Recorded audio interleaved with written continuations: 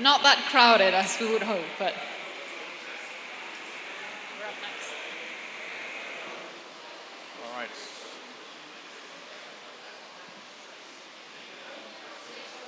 Your public will come. Just go ahead and sign.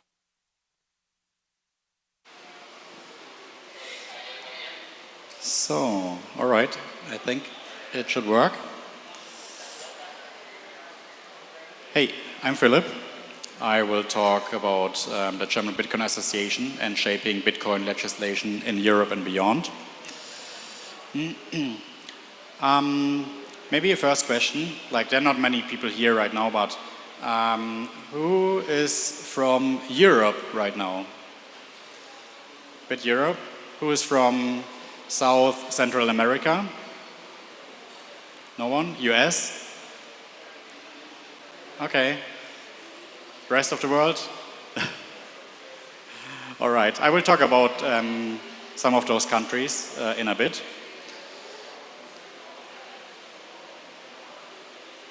Shit. Yeah, so first, who am I? I'm the chairman of the German Bitcoin Association. We were founded just like 6 weeks ago. We have around 90 members, but more about that in a minute. I have a Bitcoin podcast. It's called Bitcoin Insights. It's mainly in German, but there are like 3-4 episodes in English. The last interview I did was with Peter Todd, Satoshi Nakamoto by HBO. I'm the co-founder of Orange Sets. It's a Bitcoin educational platform, and I work at Blockbrain, an AI company. And before I talk about the German Bitcoin Association, I would like to show you a little video. I hope the audio will work. As I said, we were founded 6 weeks ago in the German Parliament. So in this video, it's like 1 minute, 1 minute 30. You will see how Germany looks like, how the German Parliament looks like, and how our foundation happened.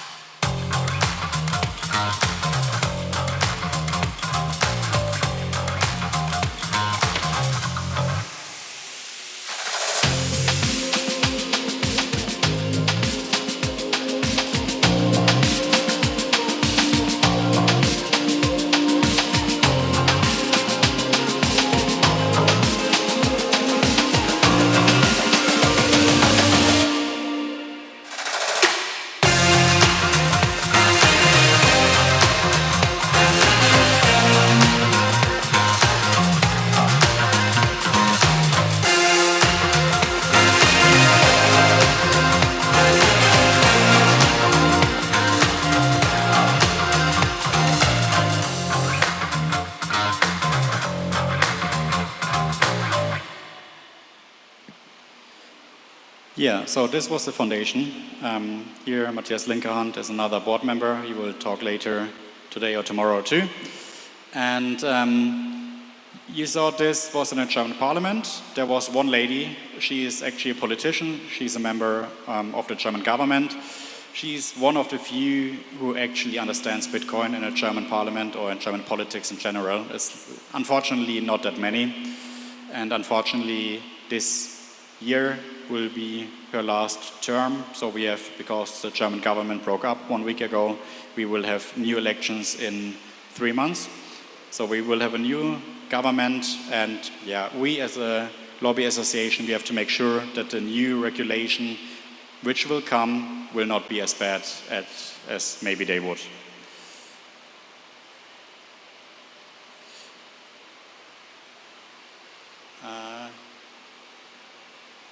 Yeah, so the German Bitcoin Association. We were founded on September 26, just recently. We are 7 board members. Like I said, Matthias is another board member. We have 7. We have already 48 corporate members, so Bitcoin-only companies. mainly from Germany, from Austria, Switzerland, from Luxembourg, but other European countries too. And there are like more and more American companies joining our association as well, because all of the companies who want to do business in Europe, they have to apply for a European regulation, so they have to be based in Germany or in any country in the European Union. So we have 48 companies as members. We have 35 supporting members that are actually like private citizens or non-profit NGOs, for example. You see here, like, what are we doing? We are doing lobbying, so we try to influence politicians if they do any new regulation that, as I said, it's not hurting those companies that much. And it is both on a national level in Germany, but also on a European side. We, of course, want to promote Bitcoin, so we encourage the acceptance and the understanding of Bitcoin, both in society, but on a political level as well. For that, we do events, like this year, not as big. For example, next year at Prague, there's one of the biggest Bitcoin conferences in the world with like 10,000 people.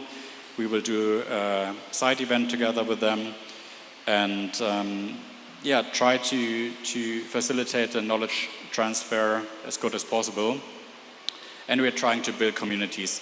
In Germany, there are already a lot of communities, but they're like spread it around, so we try to get them all together. And I think with network effects, we can do the best work together. So what are our missions and goals? Of course, focus on Bitcoin only. So no crypto, no blockchain, Bitcoin only. We want to promote the use of Bitcoin. So that's, for example, like means of payment. Because in Germany it's quite difficult to use it as a means of payment, especially regarding taxation, but more about this in 2 minutes.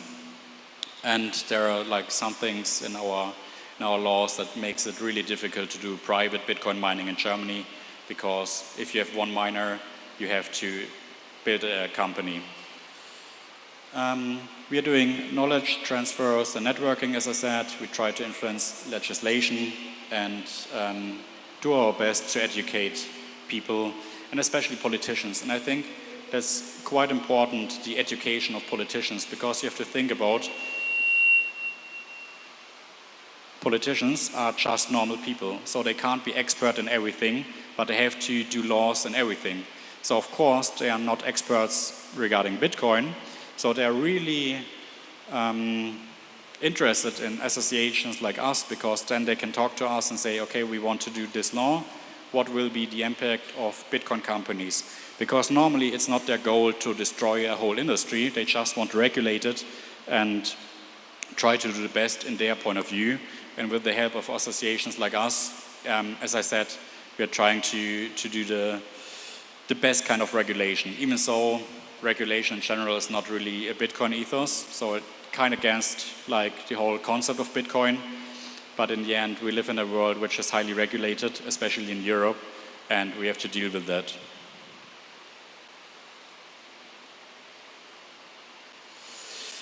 So this is about us, the Bitcoin Bundesverband, the German Bitcoin Association. You see there the website. We are on Twitter, we are on LinkedIn, we have a Telegram community. There is an English-only channel as well. We have a YouTube channel, and we are on Nostr. So if you want, just check it out, and you can find all of the details there. All right, now I will talk about some countries and what they're doing regarding Bitcoin, like in favor or against. I start with Germany or the European Union. So I would say that Germany is actually a European leader in regulatory clarity. Germany categorized Bitcoin as a financial instrument in 2013, so that was quite early. And especially Germany tried to have like regulation as soon as possible. And I have to say, I'm not a big fan of regulation, but what they did was actually not that bad. It could have been much worse. So, for example, which is really, really good, is the clear tax guidelines.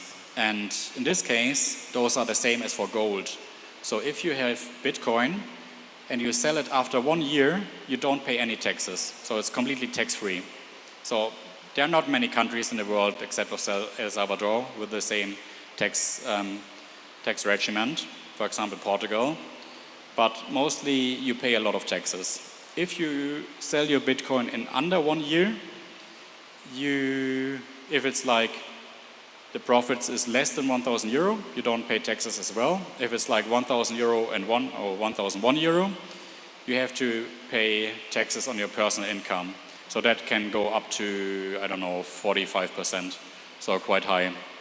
But after 1 year, completely tax-free. The problem is, as I said, the German government is broken down now. We will have a new government in 3 months, and it could be pretty easy for them to say, yeah, no, we get rid of the holding period of 1 year, and we say you have to tax everything. So that would be pretty bad. I think this would be a point that even more Germans would leave Germany and come to El Salvador. But for now, we have quite a good tax regimen. We have ETPs, like in the US, you have ETFs. I'm not such a big fan of it, but still, we have financial instruments built on Bitcoin. Since 2020, we have a license you can get by the Federal Financial Supervisory Authority, and then you can do custody, crypto custody for people. So if they don't want to store their private key, those companies can do them for you. And again, 2020, that was quite early, it's 4 years ago. I think Germany was the first or one of the first countries in the world who introduced this legislation. And now we have the Markets and Crypto Assets Regulation. That's the MiCA, the European regulation. It will come into effect on 1st of January 2025. And most of those laws are based off German laws, especially regarding crypto custody and other stuff. And this will actually then harmonize all of the regulation all over the European Union. So, another question, please raise your hand. Who has heard that Bitcoin sold 50,000 Bitcoins? Some of you. Do you know that not Germany sold Bitcoin, but actually one little state like Saxony is like really small, it's in the east side of Germany. So it was not a decision by the chancellor, it was not a decision of the finance minister. And actually they did not have that much room not to sell it, because there are a lot of German laws regarding seizing assets, and if they would have not sold those Bitcoin, and Bitcoin wouldn't have gone up, but like would have gone down 50%, the prosecutors, they could have been liable. So it was worth up to 3 billion. Let's say Bitcoin goes down 50%, which is common, then they could have been liable, maybe even personal liable, with 1.5 billion. And no person in the world, except the biggest Bitcoin maximalist, would do this. So I think under our current law, no one would have not sold. What does it mean? We, as a lobby association, we have to try to change those laws. That prosecutors, they can't be liable for making a right decision. Like, sure, Bitcoin can go down 50% in the short term, but usually it will go up even much more in the future then. And this is, for example, one thing we could try to change. So, United States. United States is usually much more faster in doing regulation or like in doing anything than Germany or European Union. But in this case, they are not. So now we will have in 2 months, a European regulation regarding cryptocurrencies and Bitcoin. In the US, it's like very varied. Like kind of each state try to do something. Each state decides if they want to get a Bitcoin reserve. There are like federal agencies like the SEC and the CFTC, which try to regulate Bitcoin, but they're not really sure how to actually regulate it. On the other side, you have major institutions, interest, like BlackRock and all of the financial institutions who are selling the ETFs and trying to build something. And I think it's pretty obvious that they will have a federal regulation like MiCA, like the European one, but maybe in 2, 3, 4 years. Because last year I actually talked to a guy from the White House and they asked us what MiCA is and how the United States could adapt this into American law. Because, yeah, the United States will, of course, want to regulate Bitcoin and cryptocurrencies on a federal level, not on a state level. Now we have to see, because of Trump, what will actually happen. Maybe there will be the reserve currency. I'm not pretty sure. Personally, I'm really skeptic because I watched his speech at Nashville and it was terrible. Like, I didn't have much hope for a good speech, but it was even worse than I thought. It was like rambling about crypto, and he didn't understand the difference between Bitcoin and crypto. After that, he launched a scam, like Liberty Coin or something. So really, really bad. And at the same conference, the senator said that the United States will buy, I think, 1 million Bitcoin for some time, until they have probably the same amount of Bitcoin as of gold right now from the total supply. But then I think, like, if Trump really wanted to do this, why doesn't he say it himself? And this would be such a huge selling point to get elected as president. But no, he didn't say anything regarding that. A senator said that. So I'm not pretty sure if he will actually do it. I think only time will tell. Personally, I'm not really the biggest fan if countries are going on buying Bitcoin, because in the end, they can only buy Bitcoin with taxes, and taxes means they take the money from me. So I can't buy that much Bitcoin myself, because then my government buys the Bitcoin. So I'm not hugely sad right now. I'm still thinking a lot about it, if it really makes sense. But in the end, we can't change it, right? Everyone and every institution can buy Bitcoin how they want. So yeah. So last point. It's about Suriname. So Maya was just here and talking about it. El Salvador is, of course, first Bitcoin country in the world. Suriname could actually be the second Bitcoin country. So I think motivations are largely because of the economics, remittances, financial inclusion, etc. And I talked yesterday to Maya. She doesn't only want Bitcoin as legal tender, but as a unit of account. So I think that if you have to think about it, what does it mean? I'm not really sure. Like, if I go to a supermarket, if Bitcoin is a unit of account in Suriname, it would probably mean that I buy stuff and it says how many sats it costs. So everything has to be digital. It has to be changed pretty quickly because of the Bitcoin price volatility. But it seems like if she will be elected in May next year, she will not only have it as legal tender like in El Salvador, but as a unit of account, and then goes one step further. The biggest problem is, of course, the corruption in the country. And so I've never been there. I can't say that much about it, but corruption is pretty high there. I'm not really sure what will happen, like how good her chances are to getting president. I hope she will, but again, we have to wait. I think it could have a really positive impact on the country, on the economy, like in El Salvador. It is a role model, I think, and in general, El Salvador is a role model for a lot of countries, and Germany and all of the countries are looking, of course, to El Salvador, what is happening. We see a lot of change here, especially regarding security, and with the bet on Bitcoin, I think it was a great move. And yeah, I'm really looking forward to the next years. So, learnings by Bitcoin. No financial advice, but I think still a good advice. And that's it. If you want to reach out to me, you have there the QR code, my LinkedIn, Twitter, Nostr. Feel free to contact me. I will be here today and tomorrow.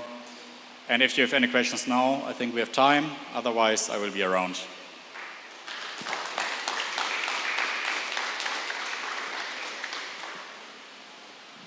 Dame otro, Diego, dame otro micrófono. ¿Tienes liga, por favor? Questions? Look for questions?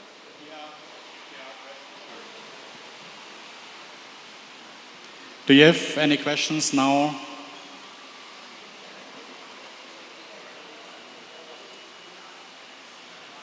Yes, no? Matthias, maybe a question? Well, actually, maybe one very small question. So you said for the people who were just following the law while selling the 50,000 Bitcoin, they just somehow did their job or something like that.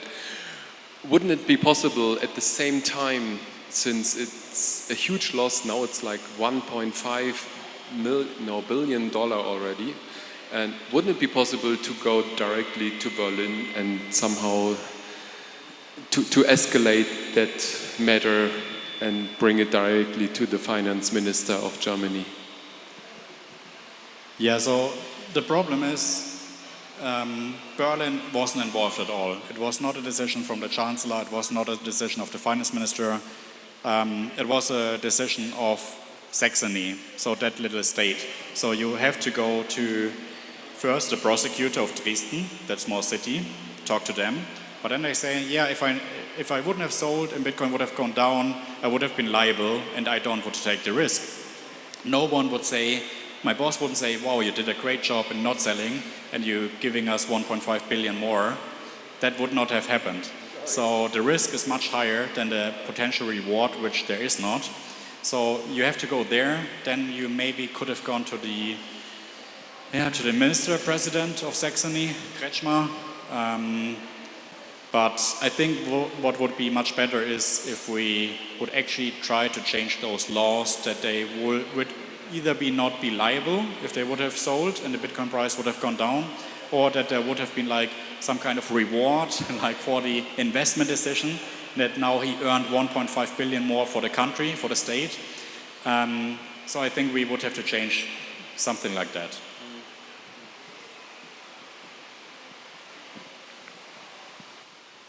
All right, then, thank you very much. Thank you, that was great. Is this thing on? It is. Well, thank you everyone. I think Philipp was just great with his talk just a few moments ago. Everyone, you're welcome to stay to hear our next talk, which is Brian Keys, founder of Green Candle Investments. He's going to be talking about how Bitcoin offers a safe haven in the face of hyperinflation. Brandon, please, welcome to the stage. All right.